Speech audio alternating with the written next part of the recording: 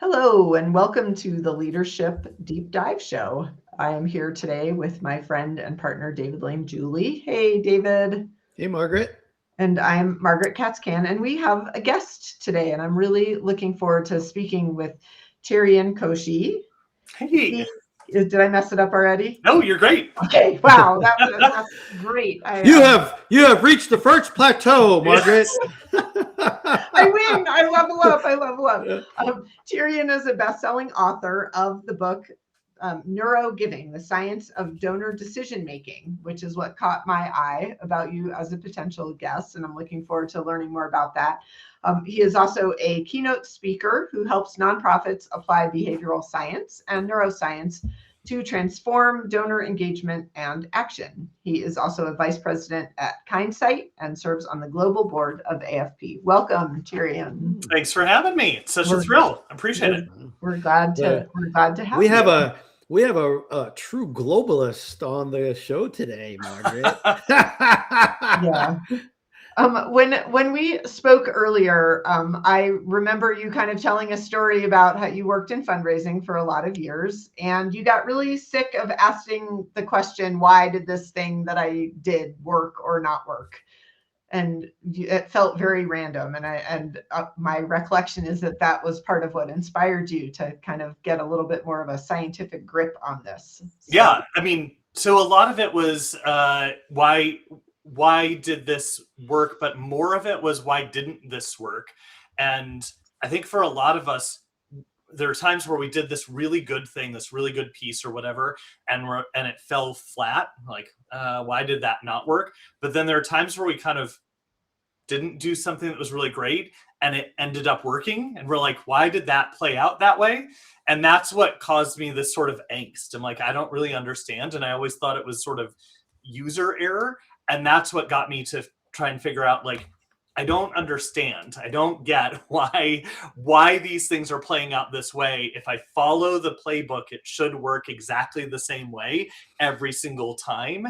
And it doesn't. And no matter what organization I went to, no matter who I listened to, that playbook didn't apply every single time. So that's what got me into behavioral science. And once I started understanding, and the book applies it to donor psychology, right? Like that's sort of the wheelhouse. But really, when you study behavioral psychology and behavioral science, you're talking about decision making in general. You're talking about, like, why do people not exercise? Why do people not save their money? Why do people not eat what they're supposed to eat? Why do people not do the things that they're supposed to do? Like, those are the decisions that we're talking about.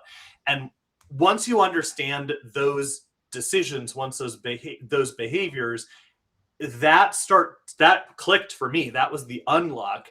And then applying it to fundraising, I was like, oh, okay, I get it now. We can't do what we've done before and expect these kinds of results. That was really the unlock for me.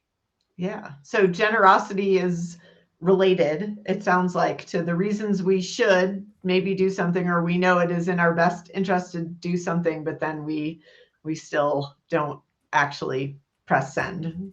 Yeah, sort of. So the way that I would think about it is, like, a lot of times fundraisers think that we need to convince someone to be generous. Like, we can prove to you that this is a really good idea. And in reality, if you have been in that space at any point, what you know is that if somebody really just doesn't care about that thing, there's no amount of convincing that you can do to get them to care, right? Right. Like, there's no way of logicking your way into getting that person to care. This is music to my ears. Right? As somebody who's, like, trained as a mathematician, physicist, and engineer, that you can't logic your way to. I mean, this is like Margaret and I love this stuff. So I was actually on a, like, math podcast about this, and, like, on Bayesian, it was called some, I don't remember exactly, but like Bayesian math. There are priors, right? And, like, there are priors in human understanding, and either, like, your new information updates those priors or it doesn't. But for all of us, like if you don't care, like I have a dog. I don't really like cats. My daughter really wants to have a cat. There's no way that she's going to convince me to get a cat. Like, I don't want bad things to happen to cats. Like, but of all the things that I could give to, cat charities are not the top of my list. Like, they're just not. So there are lots of other things that I would give to before I would give to a cat charity. Again, I don't want bad things to happen to cats, but it's just not on the top of my list. So for everyone, they have that sort of set of priorities. And, and this is true in all of our, for all of our decisions, for all of our lives, everyone has that set of things that there's this prior understanding. And so Tamsin Webster does a great job of this. The way that I like to describe it is sort of like there's this pre-existing condition, that the substrate that you have to work on. And if you don't start from that pre-existing condition, nobody's going to buy into what you're talking about. They need to like grab onto something they already understand in order to sort of launch into what you're talking about. True for generosity, true for leadership, true for like dieting, doesn't matter. Whatever it is, like you got to have that substrate on which you are building off of. So I'm having sort of this hit on a story that I'm going to just share, but then I would love for you to like help apply that. Like, I feel like I'm halfway there to understanding. So I remember listening once to, it was a coaching demo, which we, got lots of the master coaches who are teaching us to become coaches, demonstrate with people. And the person that he was coaching, her thing was that she was really unhappy with her body and she wanted to lose weight. And the coach sort of did a little aside to us, like, I could ask her if she's eating carbs, or I could ask her how often, but like, I promise you that's not going to change anything. Yes. And so he started asking her all these questions about like what mattered to her. And suddenly she's talking about how when her kid goes running off down the street, she can't keep up with him.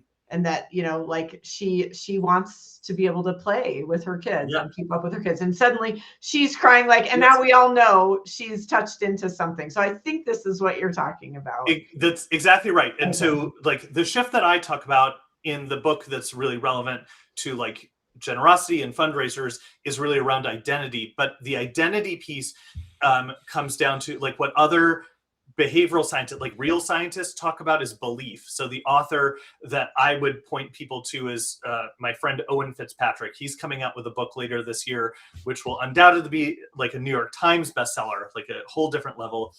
The example that he uses, which is very much along the lines of this, is he was talking to someone on stage who wanted to quit smoking. And she said, I'm a smoker. Like, I don't know how to quit smoking. And he said, how much do you smoke? And she said, like 2 packs a day. I can't stop smoking. I'm a smoker. And he asked her, well, how long does it take you in general to smoke 2 packs a day? And she said, well, like all in maybe 2 hours. And he said, well, that means in a 24-hour day, 22 hours of the day, you are not a smoker. You're a non-smoker. 2 hours of the day, you're a smoker. Now, there's more to that story that we're not going to go into today. But the shift in understanding is she thought of herself as a smoker. And just that change in belief is, no, I'm a non-smoker who spends 2 hours a day smoking. That shift in identity framing and belief understanding changed. And for what it's worth, today she's not a smoker. And how you change your orientation and look at that perceptually then can shift how your beliefs transform into your actions. That's the key. And so when you understand the identity of the person, the belief structure of the person, that transforms what the next steps are, what the actions they will take are, or how those actions will manifest themselves in the world. So I've heard it said, and I believe this is true, and I may have even read this at one point early in my fundraising journey when I was a frontline fundraiser, that giving money away is a completely irrational act. Totally. Right. So And yet people do it. So just back to the logical and rational for a moment, right? So what we're talking about is an activity that is completely irrational and illogical. Just for all you out there in the audience, who give away money and think you do it.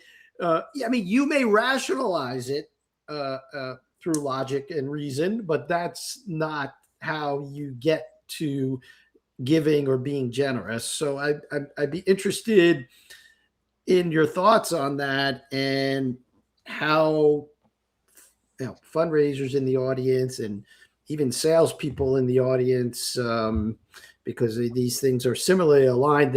I think the neuroscience and the behavioral science on buying behavior is also similar, that people make buying decisions emotionally and they rationalize them logically. So what's your thoughts on this? Yeah, so let's start with the first part. The first part is, I mean, objectively, there's no rational reason for people to give money away, right? Like there just isn't. There's some, as I mentioned, there's some like identity reason that's driving people, and then some emotional component that's pushing people in that direction. Mm-hmm. So, we could go into the, brain chemicals around bonding hormones and all of that. We don't need to do that. But to say, like, if somebody did something nice for me, or if I have some familial relationship, or some of these categories of identity and emotion, that's going to drive me to do something quote unquote irrational, right? Something that says, I want to pay something back, pay something forward, do something that aligns with this thing that I care about. So I'm going to give some money to this entity to do something that I want to see happen in the world, right?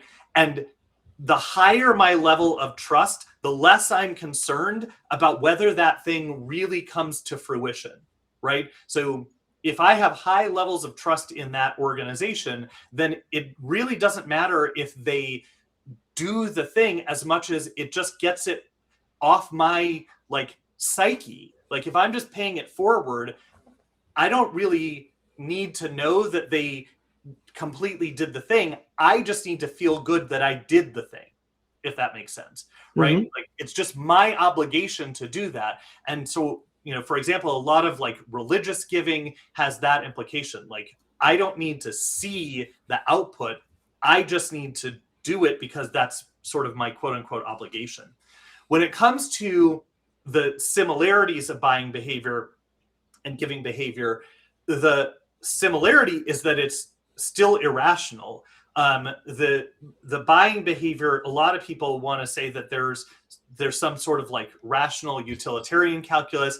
I would say to a certain extent, if you need a thing, right? Like if you absolutely need something, you need a 5/8 wrench in order to fix something, well then yeah, absolutely, you're going to buy that thing.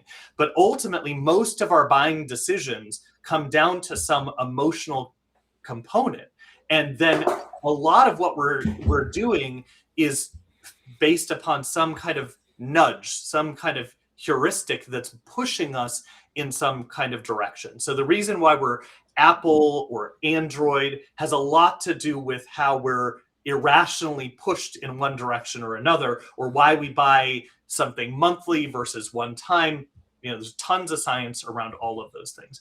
So all of these pieces come down to, what are these biases that we have in our brain around what decisions seem right to us at the time, and how is our brain conserving energy and making these essentially snap judgments? Right. And we're not thinking about that. All that's happening in the background. So I want to bring it over to leadership for a moment, because you said something that caught my attention. You used the word trust earlier.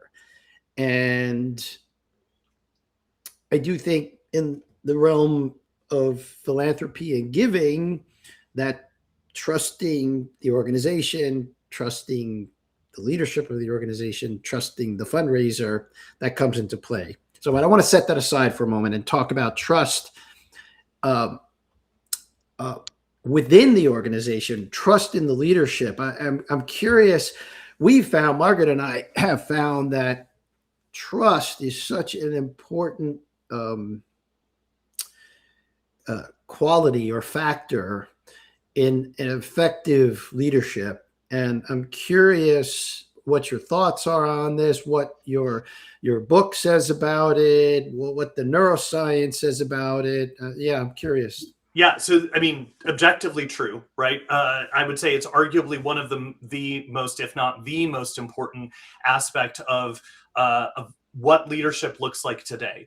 And what I mean by that is, in the past, in command and control structures of leadership, you would be able to just say, like, this is what needs to be done, and you go do this thing, and then managers and staff would sort of fall into line and accomplish those tasks. In today's environment, the studies actually indicate, so Francesca Gino did a study a few years ago that demonstrates that leaders who create trusting environments create staff that are actually more productive.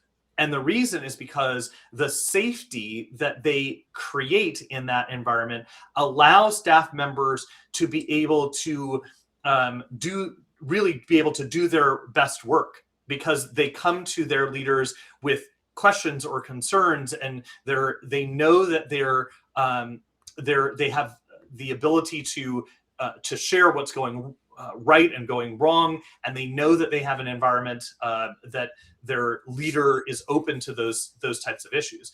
Where I would sort of kind of modify and grow that is where I would think generosity, not in the terms of like, giving money, but the generosity spirit of sharing information and sharing accolades or sharing opportunity. Actually, it goes deeper than that. The science is pretty well established now, and you touched on this in your book, but it's sharing your vulnerability that really builds trust. Not, all those other things are nice to have and certainly important, but on leadership teams, or if you're a leader leading a team, if you are wearing, as Brene Brown says, a 30-ton shield called invulnerability, then nobody's going to trust you. But if you reveal, and this is kind of very difficult.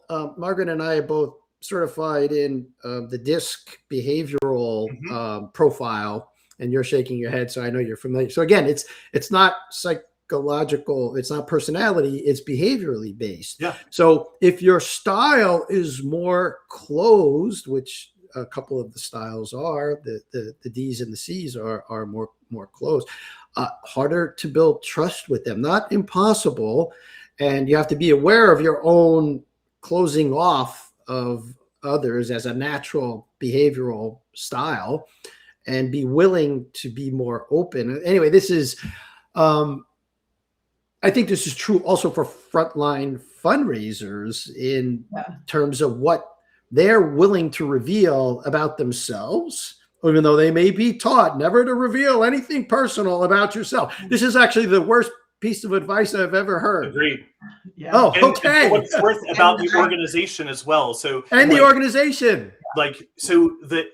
Coming back to like the olden days of like command and control structures, that was true when like expertise was held by the leader and you were the smartest person in the room.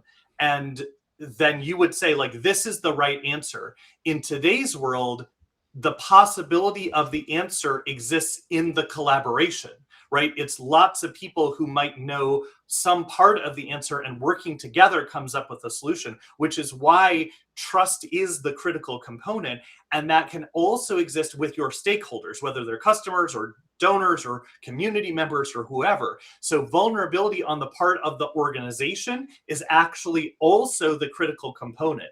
So it's really important that you are transparent with, we as an organization may not have all the right answers. We are not completely right all the time. We got it wrong in this instance. I've worked with clients multiple times to do a version of the mea culpa, not just, but really to share like, wow, we made a big mistake and here's what we learned. And it is an unbelievable cringe for most people to make some form of that communication. And yet they almost inevitably get incredible feedback from people that, thank you. And they just try to explain to them, like, your donors are humans. Like, they don't believe that everything's going perfectly anyway. That's right. So they And would rate, in fact, and they they are built skeptical if businesses. everything's going perfect all the time.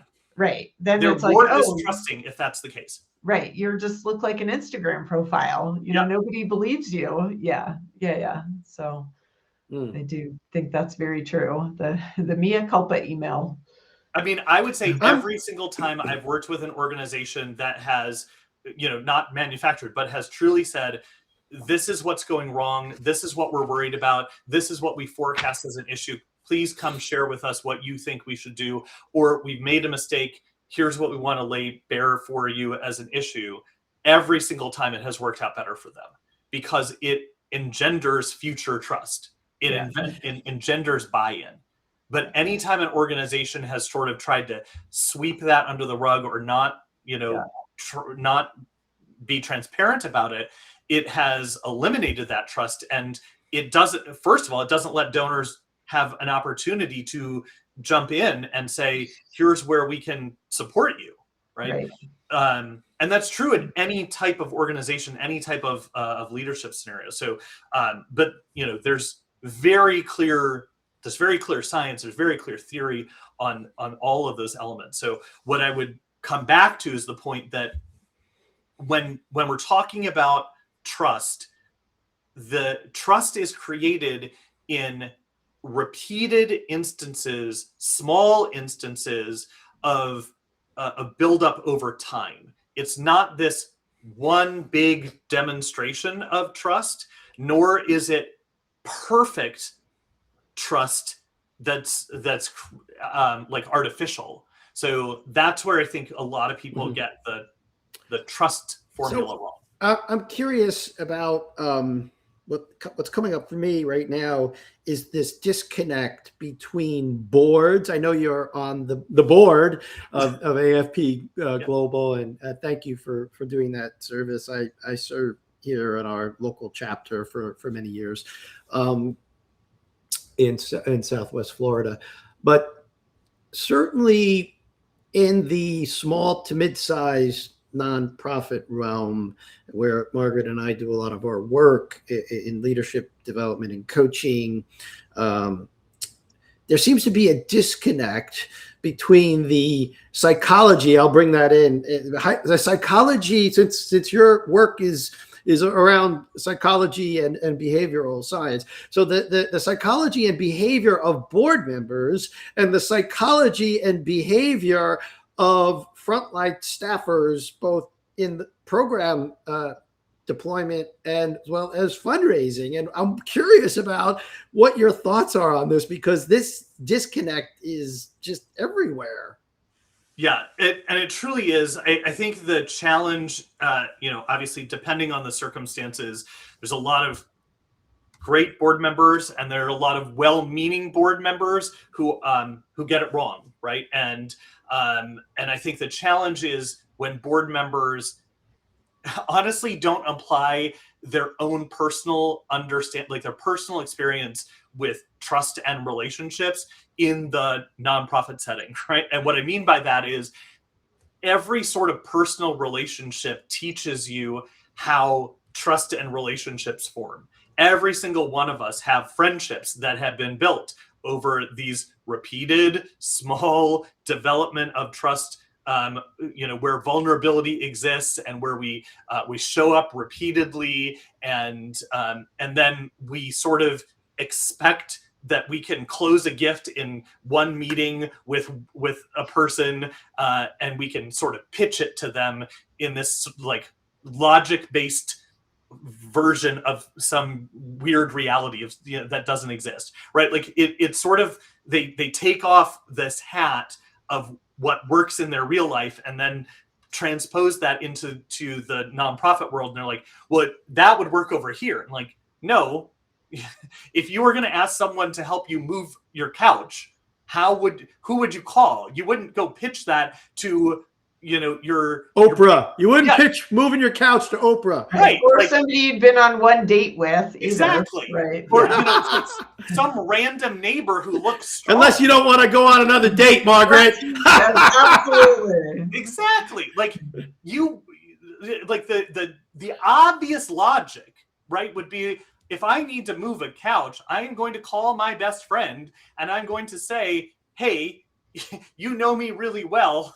Will you come help me move my couch? And they will say yes, right? Like they don't need to ask any more questions, right? That's the kind of like obvious logic. But when it comes to fundraising, the board members like, who is the richest person we know, and how do we convince that person to care about the performing arts when every other giving that they've done is in like pediatric oncology? Like, what?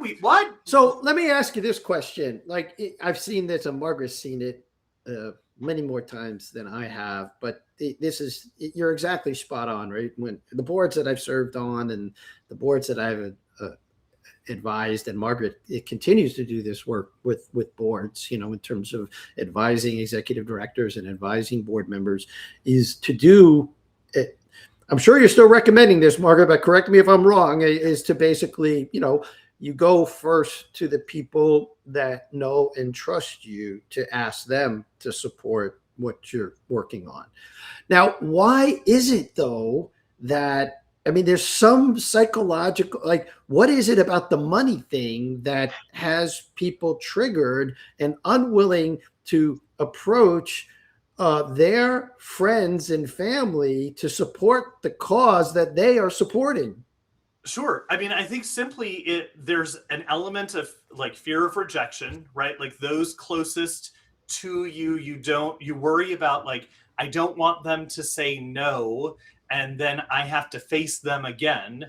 And so when I've worked with boards, and certainly my own boards that I've been on, as a fundraiser or a fellow board member, the thing that I remind them of is those are the people who care about the thing that you care about. Right. So if you love kids and, care about kids getting, whatever education or care or whatever, you probably hang out with people who care about that same thing. You want to give them an opportunity to invest in that same thing. And if they say no, no harm, no foul. Right. But the likelihood is you hang out with the same type of people. And so, giving them that opportunity is really important. But I think the real worry is, first and foremost, is the rejection. The second is the reciprocity. I don't want them to ask me to support the things that they're doing that I might not care about, right? The things that I might not be interested in, or that I might not want to be involved with, because all of us get inundated with asks, right? Well, like, if I give to your thing, then I get to ask you to give to my thing. Exactly. Right. Yeah. So those are the two primary things. I think there's probably other things, but those are the two primary things that I think people are worried about. So I'd love to just get a little granular for a minute. It's been a great high level conversation. In the neuroscience of generosity, coming back to sort of fundraising, but also leadership, trying to be compelling and be a visionary and bring people along with you. But I'm hearing you say, communications, whether we're across the table or we're sending out things from the nonprofit space, we are going for alignment first. We're going for people's hearts. We're not, the logic is secondary. The statistics are secondary. Absolutely. So that's thing one that I'm hearing. I'm hearing as thing two, this is all about building trust. So we know that often means telling stories about something that's gone well or that's gone less well, but that we've really learned and evolved from. What might be a third kind of best practice for fundraisers based on what you understand about generosity in our brains? Honestly, I think the thing to remember is that a lot of times people are showing up with a handful of cash. What I mean by that is they're either showing up on your website or they're showing up to events, not literally, but they're ready to give. If they're landing on your website or they're coming to your event, they have some interest or some inclination. And we want to make it as easy as possible for them to do the thing that they want to do. And many times organizations make it exorbitantly difficult for people to do that thing. Like, why? Why do we need to know your dog's favorite color and t-shirt size in order for people to make that gift? Look, they're sitting there holding a bag full of cash, figuratively, ready to make a gift. And all we have to do is take the money. So once people are at your event or on your website or reaching out to be curious, believe them that they're already interested. Right. Okay. Yeah. Let them do the thing that they want to do and make it as easy as humanly possible for them to do that thing. And let me be clear, they're not always ready to give you $1 million, but they're ready to do something. And so in the book, in the science, we talk about foot in door technique, right? Like there's something that they might want to do. There's something that they might want to engage with. Maybe they want to come to another event. Maybe they want to volunteer. Maybe they want to, whatever. Allow them to do the thing that makes them feel the most comfortable in that moment. If they show up to something, whether it's your website or to your event or to whatever, let them do that and make it very, very easy for them to do that. Great. I think that might be. I think you just pointed us in the direction where we might give the audience, unless there's something else to discuss. I mean, that's brilliant. Like, I'm hearing like, make it easy for them to help you. Help them to help you. Yeah, I mean. The thing that I keep coming back to, like in all of my talks and all of my workshops, is that most people consider themselves to be generous people. And if that's true, like if you walk down the street and you ask someone, do you think of yourself as a generous person? Almost everyone says yes, which means that as long as there's some sort of alignment, which because they raised their hand and they showed up on your website, they showed up at your event, they did something, then there's something that they want to do. So let them do that thing. Make it easier for them to do that thing, and you'll be in good shape. Like that's the secret. That's it. I think that's a good way all the time. I think that's a good suggestion for leadership too. Like if you're managing a team and people are showing up to work, there's something about, other than collecting a paycheck, because they can go elsewhere and collect a paycheck. There's something about, why they're there and why they're with you. And there's got to be something that they want to do. And maybe your job as a leader is not to tell them what to do, but just to ask them, what do you want to do? I mean, how many leaders are just like micromanaging the crap out of people and telling them like, this is what to do? Like, kind of get out of like you hired them for a reason. Get out of their way. Let them do their best work. I'll circle back to maybe giving the audience something to try here, but I'm curious if you have any thoughts. I was on the phone earlier today with a headhunter in the nonprofit space. He's looking to fill roles, and I asked him, are there still a lot of, for all the years 10 years in fundraising, 10 years since fundraising, but coaching fundraising leaders, 20 years of experience, and there's still more jobs and more people changing jobs in the fundraising space of nonprofits. There's got to be some behavioral or neuropsychology stuff going on there, because it just doesn't seem to change at all. Do you have any thoughts for the audience on this turnover in nonprofit fundraising? I mean, that's a whole another podcast. That could be a whole book for you, Cherian. That's a different concept altogether.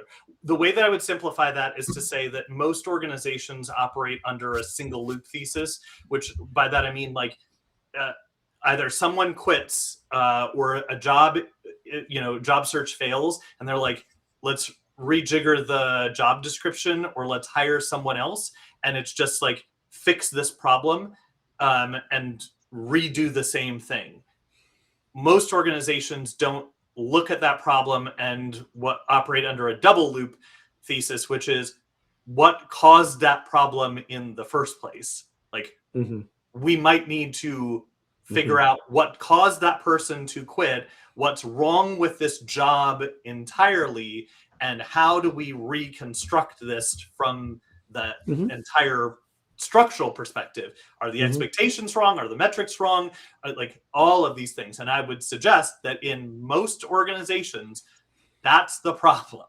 That's the issue. This position is not managed correctly. It's not, like, the oversight's wrong, the accountability's wrong, the expectation, like, all of that is the problem. Wow. Okay. Well, there's another book for you. I'm going to challenge you, Cherian, to go and do the research on that, because I think that could be your New York Times bestseller. Your next New York Times bestseller. But if you had to give the audience something to try, I want to circle back to that. What would you basically? We've had a wide-ranging conversation, so Yeah. something practical that they can put into practice.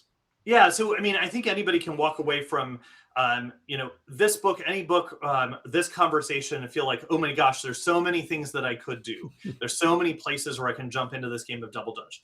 What I would say is the practical thing to walk away from these types of conversations, like any of your podcast episodes, is what's the one thing that I can walk away from and say, I'm going to try this one piece. So in this, like, where's one place, whether it's on my website or in a job description or in my leadership style, that I can unpack how is this training people to act? How is this shaping the practice? How is this impacting my team, my donors? What is this creating? What is this incentivizing?